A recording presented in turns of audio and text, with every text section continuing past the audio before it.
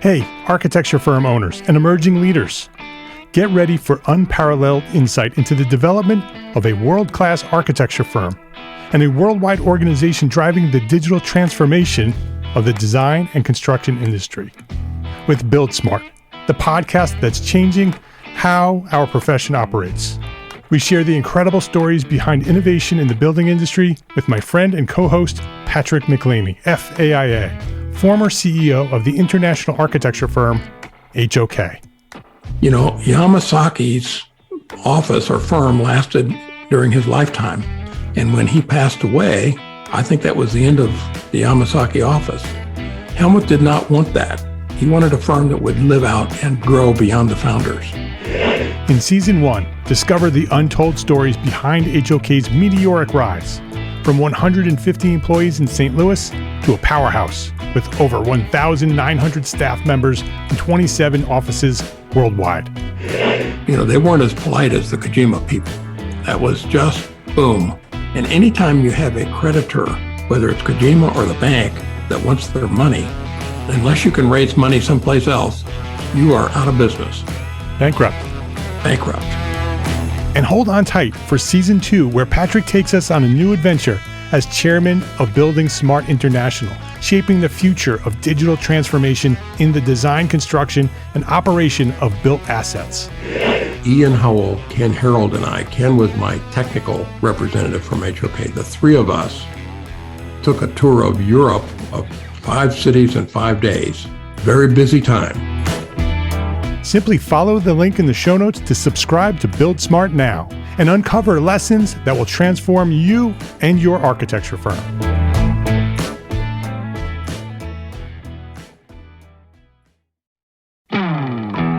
Hey, architecture firm owners and emerging leaders.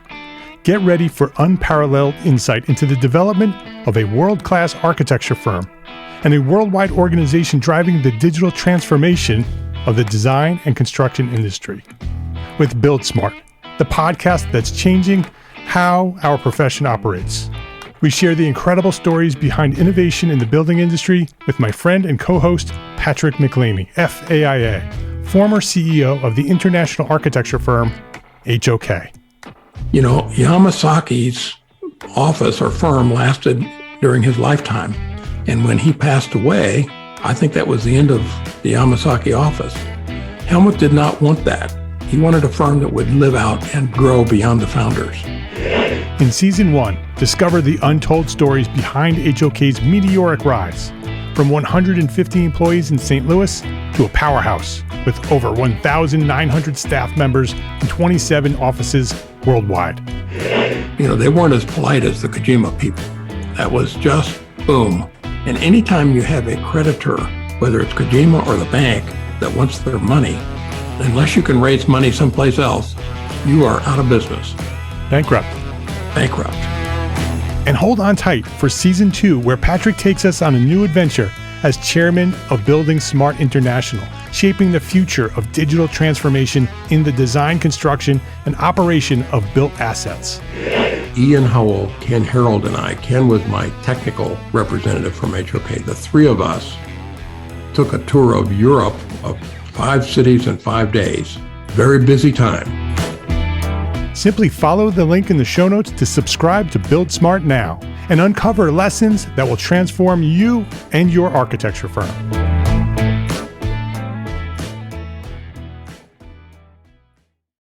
This episode of Entre Architect Podcast is supported by our generous sponsors, BetterHelp and Arcat.com.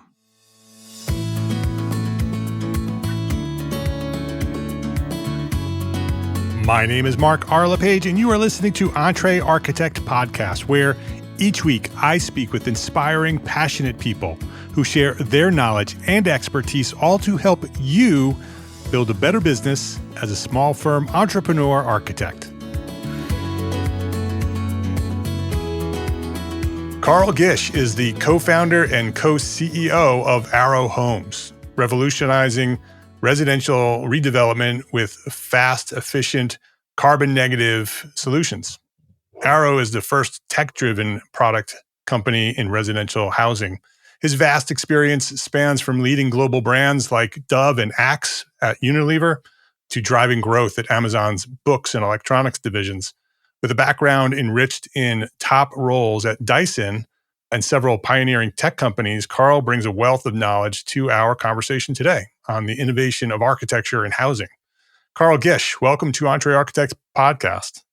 Thanks, Mark. Really happy to be here.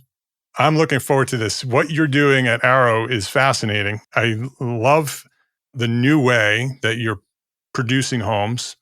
It's sort of a new old way, right? There are lots of things that you're doing at Aro that people or companies have been trying to do for the last few decades. And you're launching a company and running a company called Aro that's doing some pretty innovative things from a tech side of housing. And so I'm looking forward to having that conversation. Yeah, even just what you're saying there's a lot of things that made you think back about how and why we started the company and learning from people who came before us. Yeah, and I'm looking forward to that origin story of Aro. But before we do that, I want to know your origin story. So when did you discover your passion for what you do today, and maybe even who or what inspired you to get started? Yeah, so my background is not in construction or real estate or architecture.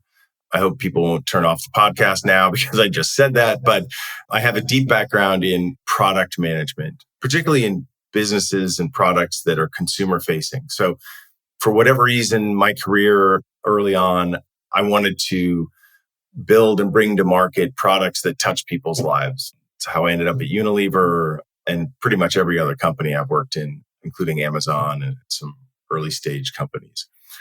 And the reality is, as we started thinking about it, I was like, wait, I don't know that much about, except having, had major renovations done, have friends who are architects and builders and what have you, don't know that much about it. And that was actually, I believe, the skills that the rest of the team and I combined bring to this opportunity actually work really well. Because on one hand, I don't know that much about framing and structural engineering and load points and the rest of it. On the other hand, I know how to build products and build teams. And I've done that across a bunch of different industries. So I think that skill set is really applicable. But really to answer your question, I mean, when I think about what I like to do in my career, building products that touch people's lives, homes are the single biggest product that anybody will ever buy, unless you're a billionaire, and none of us are billionaires. And if you think about, as an architect, you know this, for most houses, particularly most houses that people live in, the amount of thought and how well designed those products or homes are relative to what they could be, there's a gap. And so just that was super exciting for me when we started thinking about this business a few years ago. It was like, wow, can we bring sort of that product development discipline and combine it with all the amazing talents and work that goes into building homes as it's been done traditionally? That just felt like a huge opportunity. And that's how my background, I guess, relates. I'd love to understand the origin of Aro. What inspired it? Tell the story of where it started, how it got inspired, and then the level of where you are today. Yeah, sure. So actually, at the beginning of the podcast, you mentioned excitement about what we're trying to do because there's so many things that have been going on in the space for a while, and a lot of them seem pretty smart. And about 3 years ago, stepping back, we started as an idea coming out of Eric Schmidt's venture capital firm. They'd been looking at investing in the construction tech, real estate tech space for a while. And I'm also an advisor to that VC firm. And one of the partners, they didn't make many investments in the space. And they felt like there was a big opportunity. I think it was Eric Schmidt who asked the partner sort of, hey, wait a minute, you're not making investments here. Is that because you don't think there's an opportunity or because you're not finding companies that meet the opportunity? And it was very much the latter. And so developed a hypothesis that sort of was like, hey, wait a minute. If somebody could build this business, it feels like it could be big and meaningful. And that hypothesis was essentially the genesis of Aro Homes. Because as an advisor, myself and a couple of people, the hypothesis, sort of the white paper, if you will, was shared with us. And I wasn't planning to go back into an operating role, frankly. I was sort of advising and on the sidelines. And we talk about it infecting us because coming with my background, and my co-CEO is a guy who spent 25 years in manufacturing. He ran manufacturing for Chrysler, right? So he runs some very, very large scale manufacturing facilities. But we looked at this and we read it and we're like, we're infected by the idea of being able to solve this problem, like in California today, 18 months to put a new home in an existing lot. And by the way, a background, we're only focused today on residential, single family residential infill. We're not doing greenfield. We're not doing custom. We're essentially doing end of life home replacement with new carbon negative, beautifully designed homes. That's sort of the end value proposition, right? So you're taking existing homes that are no longer viable, taking them down and putting in a new home that is intended to last decades and centuries. Exactly. There's 86,000 homes in the US. The average age is over 40 years. In California, it's something like 43. In different counties, it's 45 years. Some of the homes, I think all the homes we've either deconstructed or demoed have had asbestos and lead in them, for example. Yeah. They were built in the 40s and 50s. They were built for and in a different era, but they don't reflect how people want to live today. And they certainly don't address things like environmental impact. I mean, if you think about when these homes were built, right? As a matter of fact, as we started doing this work, one of the amazing stats that sort of blew me away was that 23% of global carbon emissions come from residential housing. Yeah. Not commercial, residential housing. And if you think about it, 86 million homes in the US. Mark, you said you grew up in New Jersey. I grew up in an old house in Connecticut. If you'd had an infrared satellite looking at that house, 3 stories with a coal furnace that was converted to oil, Right. and looked at it in the winter, it would just be a plume of stuff, right? And there's, millions of those in the US still operating like that. So the environmental impact was something that was very important to us, and doing a lot of learning about, hey, how do you do that in a way that's actually viable at scale? Because most people we know aren't going to pay extra for carbon negative or environmentally friendly homes. So that was the genesis, to say, hey, there's this big, massive opportunity of end of life homes in the US. There's a housing shortage already. Can we build a platform, if you will, a way of replacing those homes such that we could go from acquiring an end of life property to being able to have a new family buy it and move in within 3 months, as opposed to the 18 months it takes today? We're a ways away from the 3 months today, but we're at 5 or 6 already. We're building our 4th home right now. We're just at the process now of scaling because we've proven out the core process and business model elements. We've sold 2 homes. We're about to sell our 3rd. And the process to do that started with just doing a bunch of research. So as I mentioned, my background is not directly related into this, but we hired a bunch of people, really smart people in the industry, and did hundreds of interviews before we even decided to start a business. When we did that research, it was right as Katerra famously imploded, and we were able to bring on some of their best and brightest, some of the early people there across manufacturing, design, etc. And we spent about 6 months with them and others, just like trying to understand why had nobody done this before. If they'd tried similar things, what had worked and what hadn't, including things like Katerra, right? We had a front row seat to the things that worked and didn't there. And all those things sort of led us to a place where we've made some changes to the original hypothesis, but we still were like, wow, there's still feels like there's something big here and something that's worthwhile that we want to spend our time doing. So that's how we started the company a little over 2 years ago. So, we're talking about homes, right? But what makes Aro Homes different? What are we actually talking about? Yeah, that's a great question. And there's a few things that make us different. The first is that we are basically a developer. We own the process end to end. We're an end-to-end developer. So we buy an end-of-life property and we do all the things involved all the way to after-sales support. So the warranty support, eventually we'll probably offer things like insurance and maintenance plans and what have you. And the reason we did that was mainly around control.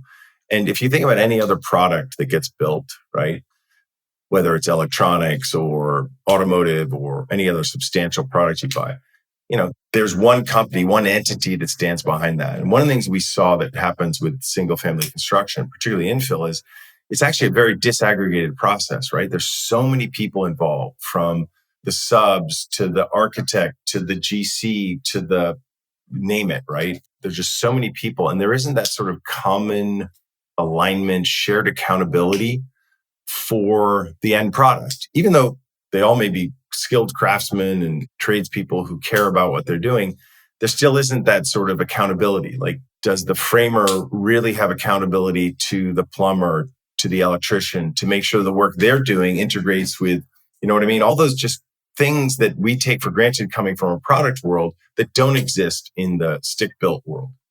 The other thing is that about our model, that we don't build custom homes. We spent a lot of time and a lot of effort working with a world-class architect like Olson Kundig to design one amazing home.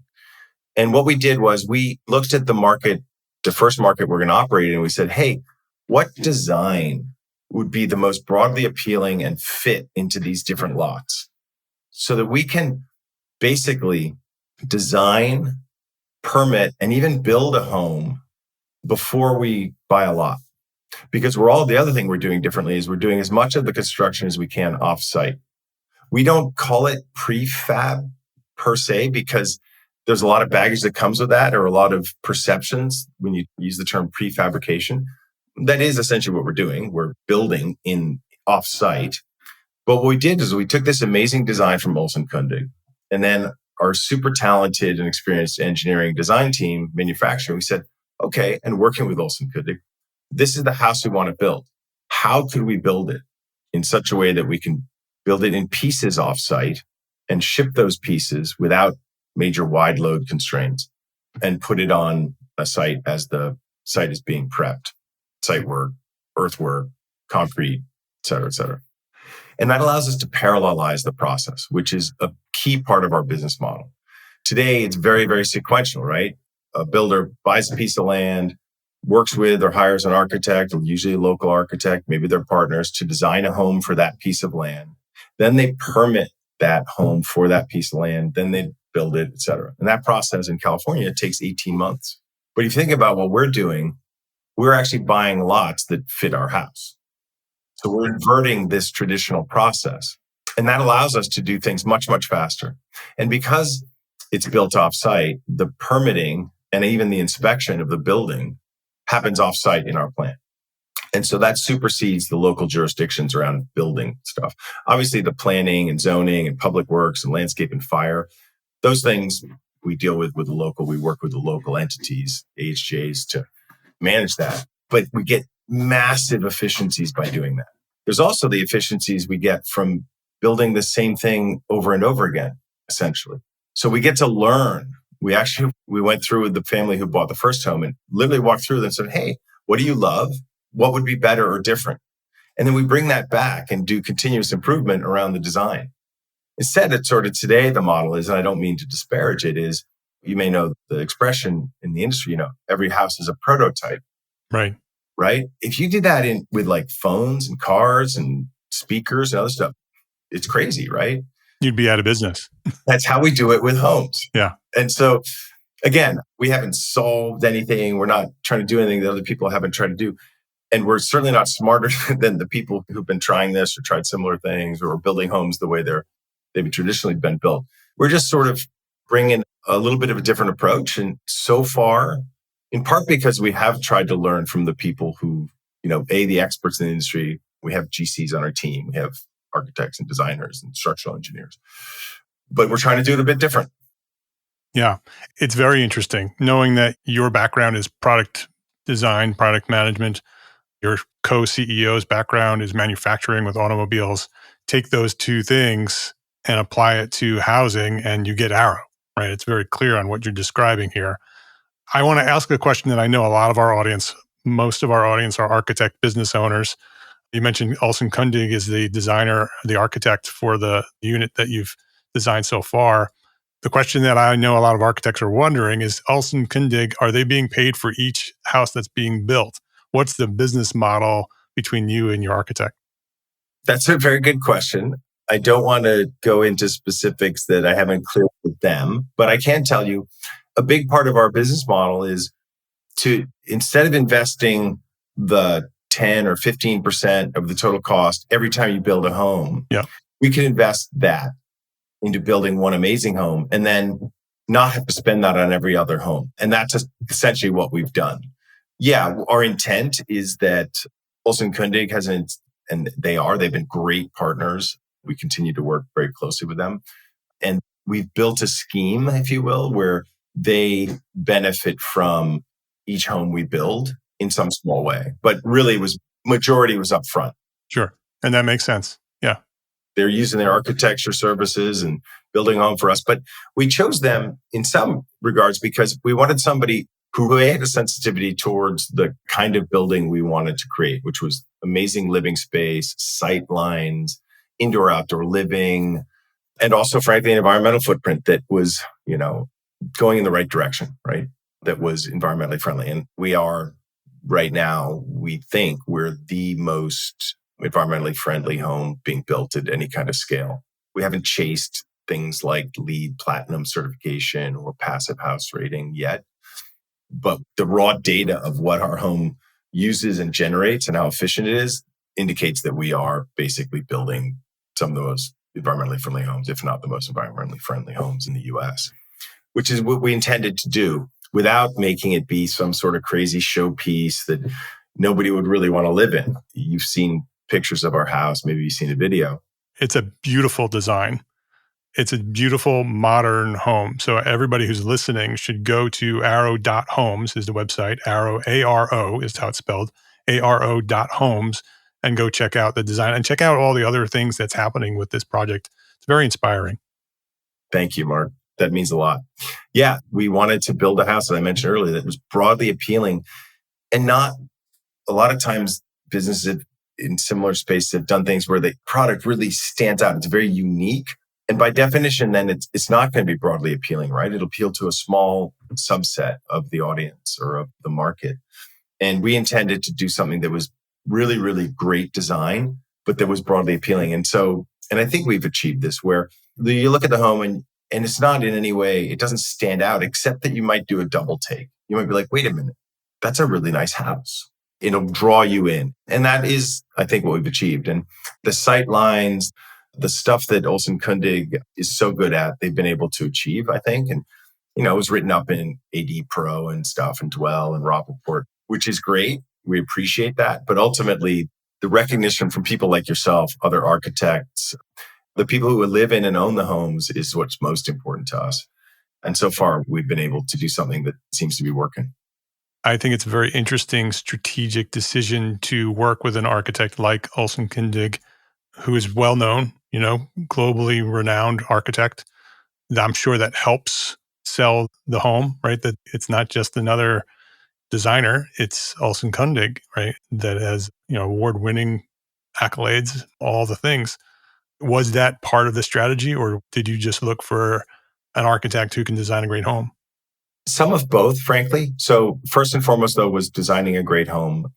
And we wanted to make sure, and this goes back to a little bit the stigma, I think, that some people, but maybe it seems to be dissipating, but I shouldn't call it a stigma, but perceptions around prefab, around quality, around livability, et cetera. And so we went out of our way to make sure that, I would challenge pretty much anybody, including architects, to take a look at the house from the outside at the very least and tell me that they knew that it was built offsite. Right.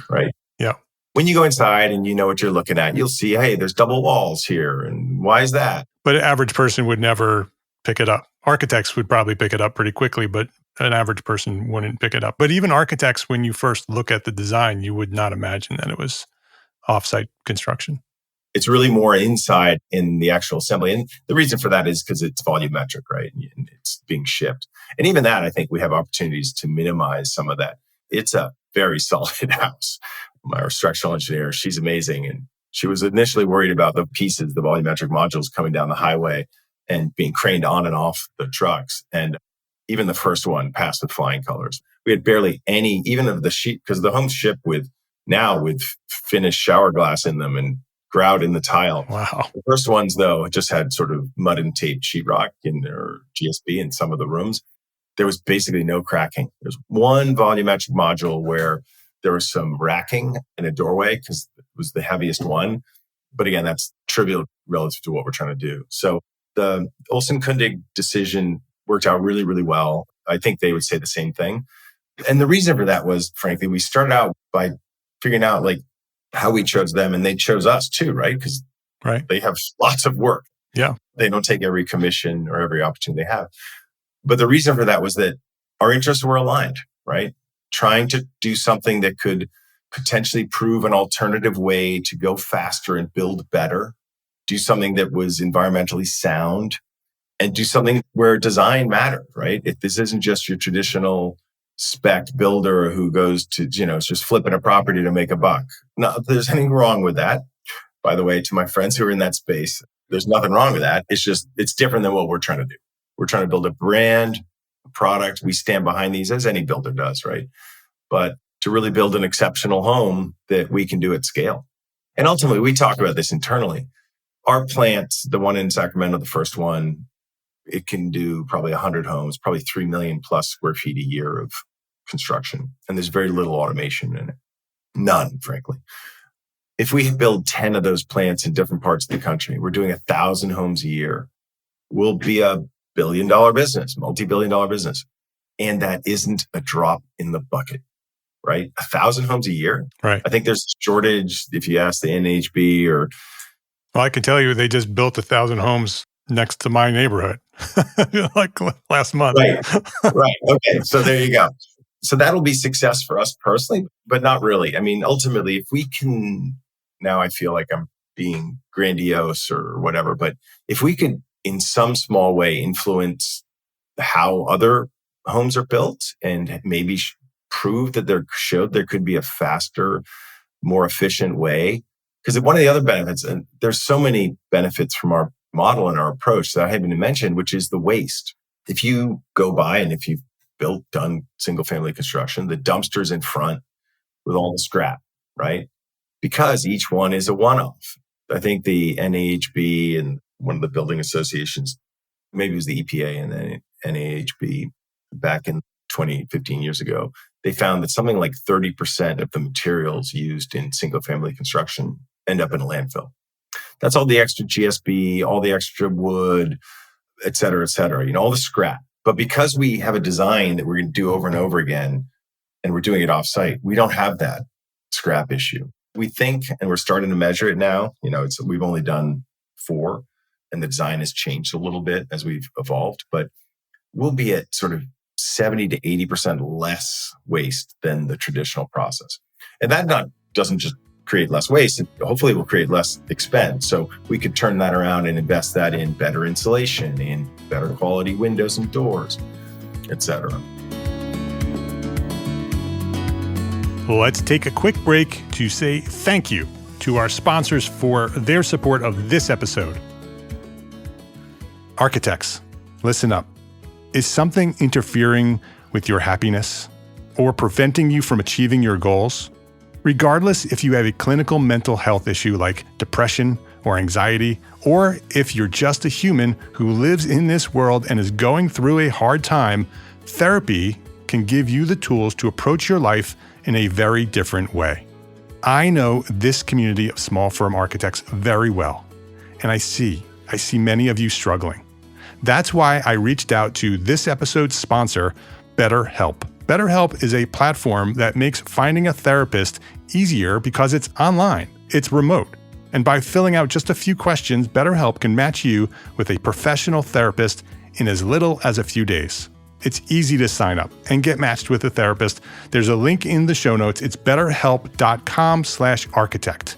Just use that link, betterhelp.com/architect. Clicking that link helps support this podcast, but it also gets you 10% off your first month of BetterHelp. So you can connect with a therapist and see if it helps you. If you need someone to talk to, consider online therapy with BetterHelp. Click the link in the show notes or visit betterhelp.com/architect. That's betterhelp.com/architect. Thank you to BetterHelp for supporting this podcast and for supporting our community of small firm architects. ARCAT's Spec Wizard is the tool that will help you save time writing specifications. Going through the manufacturer's specification line by line to find the right product leads to frustration and errors. And that's where Spec Wizard comes in. It's a free, patented tool that allows you to select products and options error-free and generate a 3-part specification in minutes. Go to arcat.com, that's ARCAT.com, and try Spec Wizard today.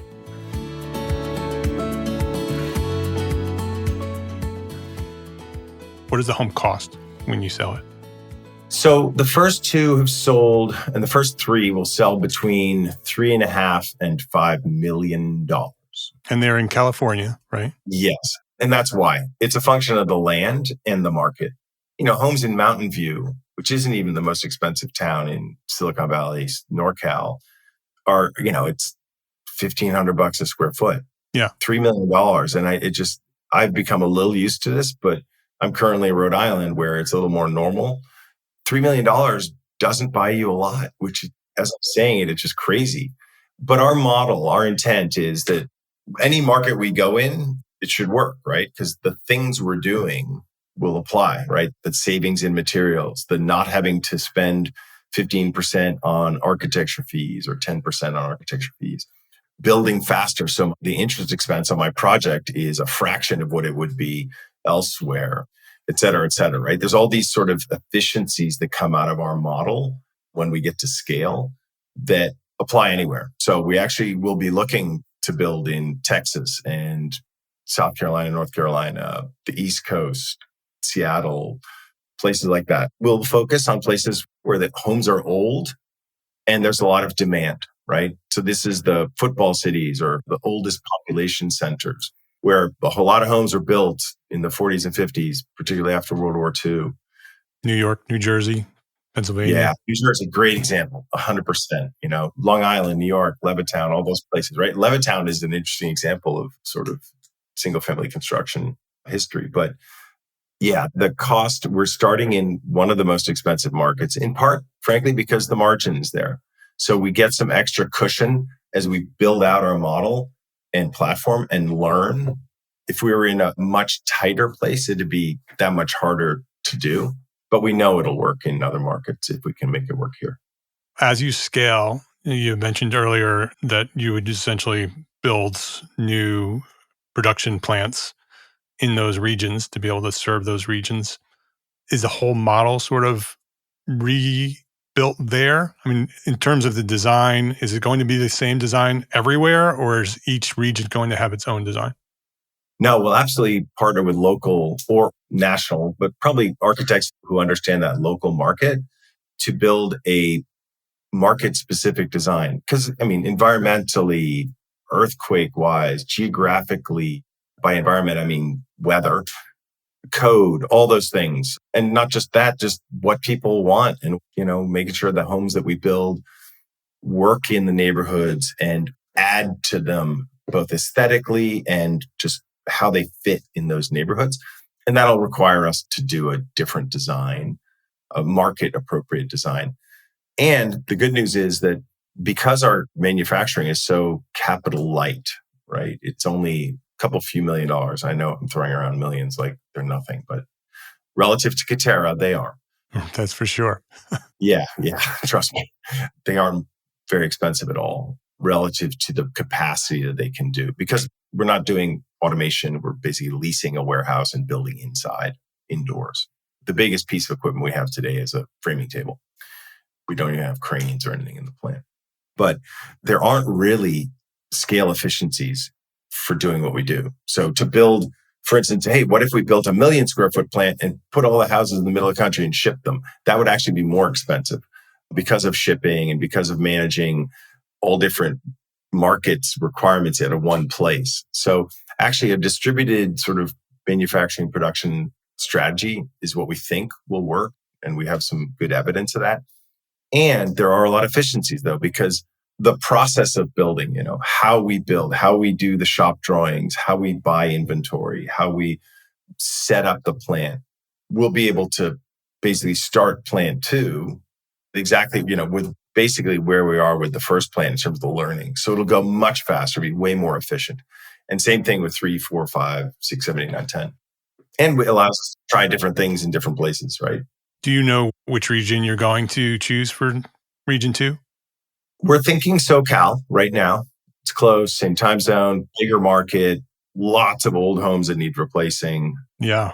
And there are, like I said, we've mapped out, again, it's not anyway and set in stone. It's really more just looking at it, ingesting all the market data, the housing data, but the 10 markets, sort of, Seattle, NorCal, SoCal, Chicago area, Austin, definitely some other parts of Texas, lots of opportunity in the East Coast, Washington, et cetera. When you sell the property, that's actually two questions I have for you. We'll start with the customer. Where does the buyer come into the process? Are you doing the entire process right to the end where it's finished and done, and then you sell it as is? Or are you bringing the buyer early enough where that buyer can make some decisions? Yeah, it's a great question. Another thing that's somewhat, I won't say unique about our business, but one of the things we learned too is that businesses that try to change the buying journey for the customer generally have a harder time or are just not successful. And I've known this from my own product experience. Changing consumer behavior is challenging. And so we don't want to do that. The percent of people who buy custom homes or build custom homes is tiny in the US. Your question though about, hey, can people configure the home? And the short answer is no, not today. Down the road, is that something that may be viable? Well, potentially. We've already had people come to us and say, hey, can you build your home on my lot? And that isn't part of our business model, but it's absolutely something we can and probably will do. But one of the requirements or one of the advantages of our model is, and we learned this from talking to hundreds of people and other builders and developers, as soon as you introduce customization, everything gets slowed down. Everything gets more complex. Every architect listening right now is nodding in agreement. Yes, exactly. And the architects on my team, yes. We're sympathizing. Oh, yeah. Oh, and the manufacturing team is like, we don't want to change anything. And there's a balance, right? You need to meet the market demand. We're not selling iPhones or we're not selling a commodity per se. So we absolutely, each version of the home is slightly different in terms of finishes and things like that. But your team is making those decisions, not the buyer. Yep. Yeah. Change orders equals bad, right? Yeah. But I can imagine, and you said that you probably will at some point allow some of that customization. And I imagine that your co-CEO's background in auto manufacturing use that model saying, here are some options that you can choose, right? Click the buttons and you can have these options. And that's how you customize it. You can't customize it beyond that. Could still be very, very efficient. Exactly. You're 100% right, Mark. You totally get it. They'd be configurations right. or versions. And it just means that, hey, when we put home 1A on the home, it's going to have a junior ADU part of it, or it'll have a slightly bigger living room, or it's going to have the 2-car garage versus the 1-car. Right. So those kinds of things. And some of that we need to do just for the business, because while our approach is to buy a lot that fits our house, to really maximize, because part of what we're doing, right, any developer, is the land arbitrage. We take an old 1,300 square foot home that was built in the 40s and that is not particularly livable, and we replace it with a 2,700 square foot home, 2,800 square foot home. And, for a bigger lot, like, hey, would you put an ADU on there? Do you put a slightly bigger house, et cetera? And that's something we'll build into. And that would be part of that sort of configuration or versions. What are your thoughts on rentals? Because I'm assuming they're all being sold, right? They're being purchased. Yeah. So that's the question. What are your thoughts on rentals with this model? That's a big question, right? Because of what's going on with the rental market and particularly what some big investors are doing in terms of buying up properties and renting, which we can save that for a conversation over a beer or something, because I do have thoughts on that. And we've been approached actually about it and talking to people who would buy to rent or build to rent. And ultimately, we're agnostic about that. If somebody wants to buy the home to rent it because they're not an end user, that's fine. Again, our goal is to more efficiently, more quickly build beautiful carbon negative homes that are incredibly well built, precision engineered, and will last a long time. And we're trying to do that without, even though the pricing I mentioned to you is very expensive, that's market pricing. We have to have comps that meet, that's what any real estate agent will do, is say, hey, it's the comps. So that's what we look at. It's like, hey, what are the comps for new build? There's no premium for buying an Aro home. Frankly, we probably should and hopefully will eventually be able to a degree, for the market comps, because just for instance, Our homes, the utility costs for energy costs are essentially zero. And we didn't even get into that. You're claiming that It's more energy than it uses on average in a year. The homes in California, that may be different in different places, and we'll have to come up with different ways to do it. But we've been able to achieve a home that has a very low embodied carbon footprint, very low. Like we've used the data, we've had third parties look at it and assess it. So well below the norms or the quintiles of sort of embodied carbon in the house. A really tight envelope in terms of how the home is designed and built. Incredibly good insulation, passive house rated windows, all the rest of it. Like our HERS ratings, even on the first two homes, were super low. So then you add to that really energy efficient systems. It's an all electric home. It's a 5-ton Bosch heat pump. It's got actually high velocity air handling units to handle the HVAC, which turned out to be a great decision. It's an amazing experience. and that's all heat pump. Yeah, heat pump driven, high velocity air handler, energy recovery, ERV unit, high Energy Star rated appliances. They're actually decor in the first few homes. All that combines to a very low usage, very tight envelope, right? So you add on top of that, we have 9 kilowatts of PV on the roof. And it's not excessive. Like if you look at the roof plan, it's something like way less than half of the surface area, I think. But that combination, because we thought about it from inception, right? Say, hey, how do we create net carbon negative? What would that take? And it turns out it's actually not that hard when you do it with that objective as part of your objectives up front. Yeah, it costs a bit more. The insulation, the windows, what have you. Absolutely. But we actually build at a 1/16th tolerance. That's what the plant does. And actually, I was just there the other day, and one of the guys working on the framing was saying he was training new people. He's like, I tell my guys to go for 1/32nd, because then if they're off a little bit, they're still within tolerance. And I love that. Yeah. I was like, man, that's awesome. And that's, by the way, one of the other advantages. Everybody in the company who's building the home, they're employees. They're not just employees. Everybody in the company is actually a shareholder. Everybody in the company has equity. To their owners. Because that's one of our values is, hey, act like an owner. And one of the best ways for us to operationalize that is to actually make them an owner. And so we get that kind of accountability. And I'd forgotten about that. I got to tell the plant manager about that, which I just thought was awesome. But that tightness helps, right? With all the other objectives. And so you get these synergies from how we're doing it that we're starting to experience.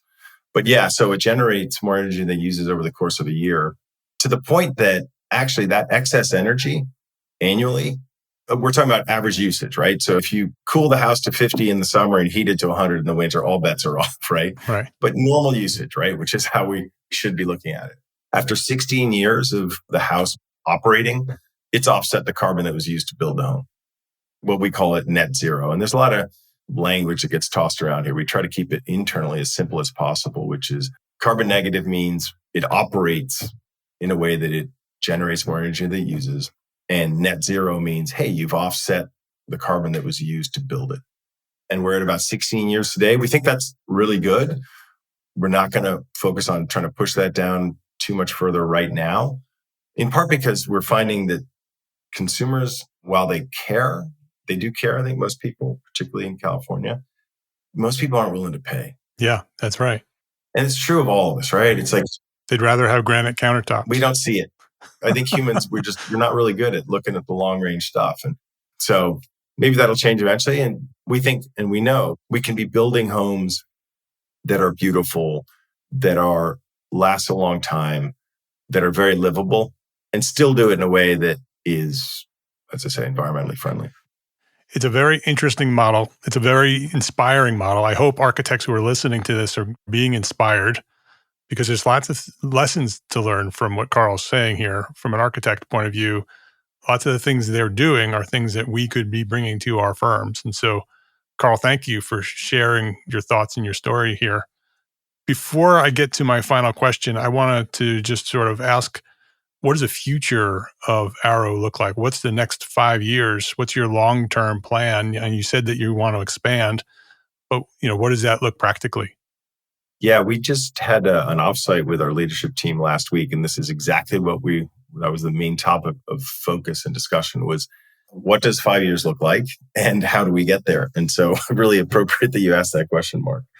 And the answer is, what we set out to do a couple of years ago. And it's been harder and taken a bit longer than we wanted, but we've hit the goals that we've set pretty much, or we're on our way to do so. And so right now, for the rest of this year, it's about scaling. We want to be able to do 3 homes a month out of the plant in Sacramento by December.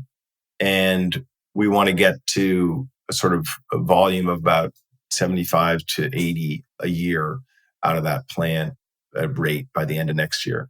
We'll also, within 5 years, want to have probably 7 or 8, maybe a few more, but that's probably the realistic target of these plants in different parts of the country. So we want to be operating in 7 or 8 markets, building 800 to 1,000 homes a year.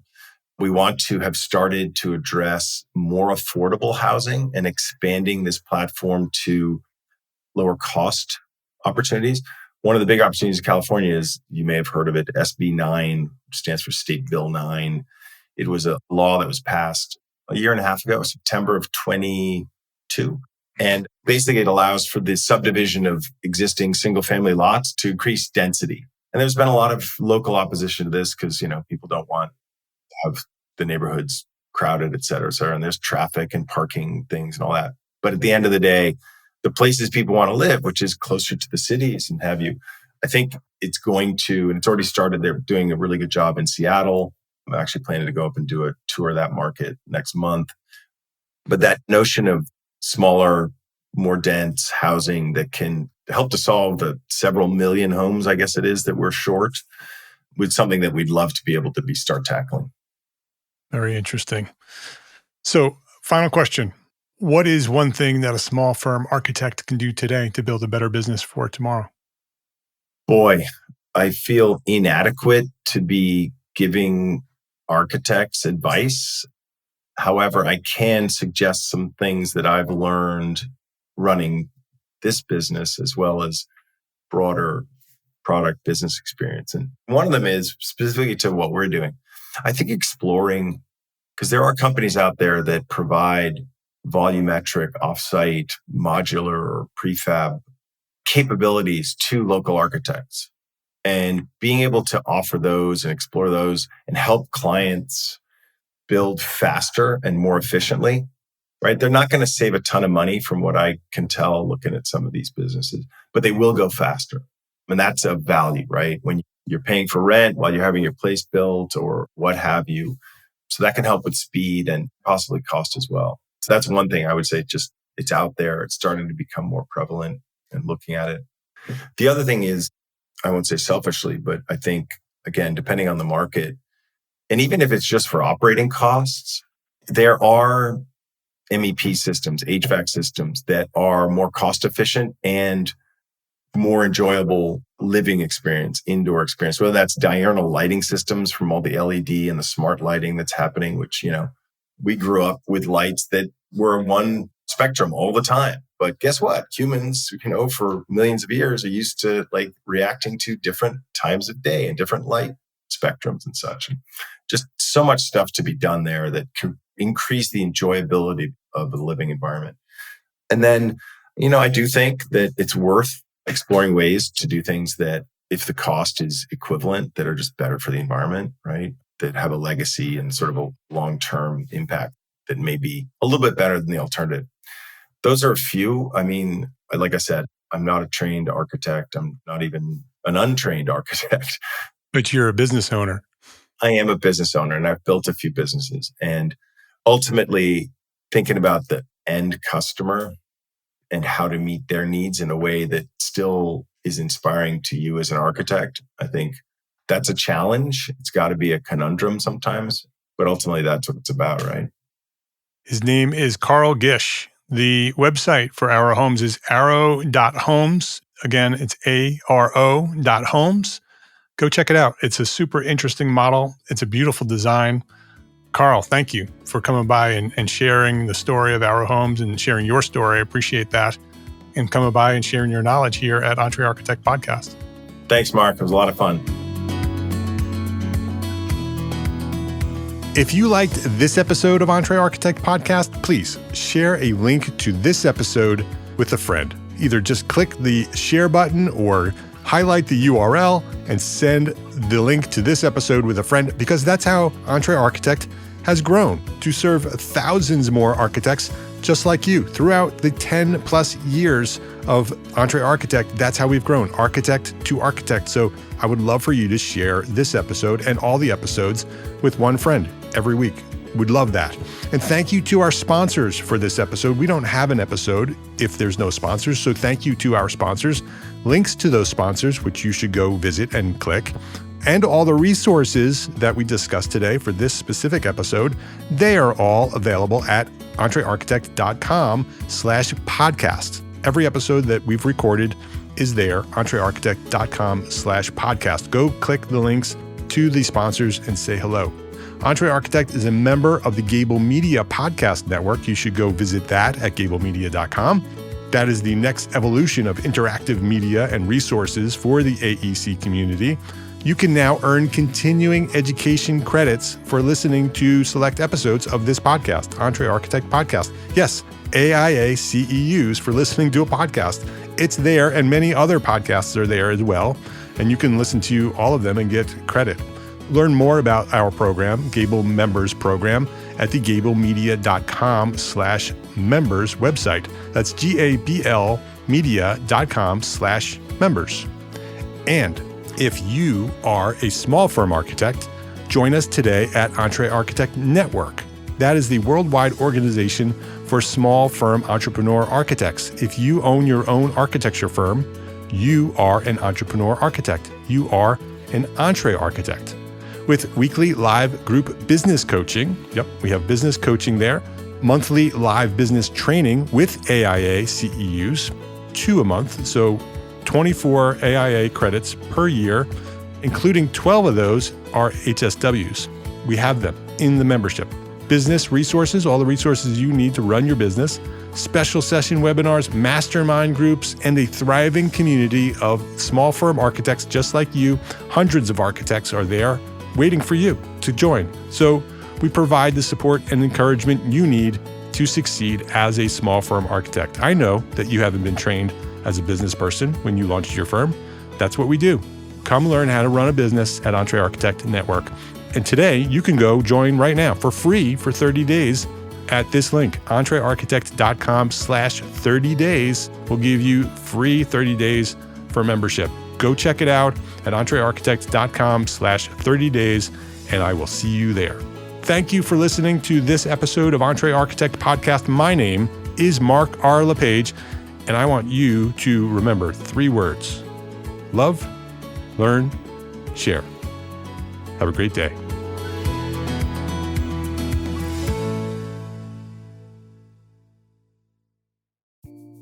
Imagine earning continuing education credits while doing exactly what you're doing right now. Well, you can. Gable Media has revolutionized the way you earn your continuing education credits with a groundbreaking approach. Forget running around town and scouring the internet for credit-worthy courses. Fulfill your CE requirements effortlessly by listening to engaging podcasts just like the one you're listening to now. Our podcasts are designed to educate, entertain, and inspire, all in a user-friendly environment. But wait, there's more. Architects, Gable Media is also approved as an AIA continuing education services provider. Upon completion, we handle everything, from reporting your hours directly to the AIA to storing your certificates in your personal Gable Media profile for your self-reporting needs. So follow the link in the show notes and start earning your credits in the most innovative and entertaining way possible with Gable Media. Attention architects and creative minds, get ready to supercharge your brand with Build Your Brand, the podcast that's unlocking the secrets of branding success for creatives. Hey there, it's Mark R. LePage, founder of Entre Architect, and I'm inviting you to join my friend, architect marketing expert Jeff Eccles at Build Your Brand podcast, where he explores the captivating stories of the world's top brands and transforms their lessons into powerful moves for small firm architects and creatives like you. In Season 1, Jeff shares the thrilling tale of Southwest Airlines, where he dissects their journey to the summit and distills it into strategies tailor-made for you. It's important to keep in mind that companies like Southwest compete in the real world, just like you, and face real-world challenges, just like you. You might be surprised at how similar those challenges are to the struggles that you grapple with on a day-to-day basis. Don't miss out on your blueprint for success. Subscribe, tune in, and let's build your brand together. You may have noticed that the very best brands in the world are also known for having somewhat unique corporate cultures. That's often the glue that holds everything together when they encounter those rough spots. We don't do it because it inconveniences the passengers to whom we are primarily dedicated, the short haul, frequent flyer. Follow the link in the show notes to subscribe to Build Your Brand today. Remember, no matter the size, the journey's the same. Your brand's journey to the top starts here.